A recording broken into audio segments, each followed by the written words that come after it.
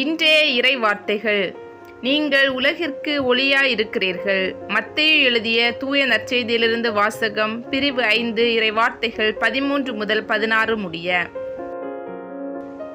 அக்காலத்தில் இயேசு தம் சீடரை நோக்கி கூறியது: நீங்கள் மண்ணுலகிற்கு உப்பாயிருக்கிறீர்கள். உப்பு உவர்ப்பற்று போனால் எதை கொண்டு அதை உவர்ப்புள்ளதாக்க முடியும்? அது வெளியில் கொட்டப்பட்டு மனிதரால் மிதிப்படும், வேறு ஒன்றுக்கும் உதவாது.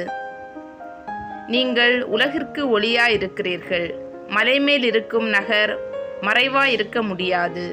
எவரும் விளக்கை ஏற்றி மரக்காலுக்குள் வைப்பதில்லை, மாறாக விளக்கு தண்டின் மீதே வைப்பர். அப்பொழுது தான் அது வீட்டில் உள்ள அனைவருக்கும் ஒளி தரும்.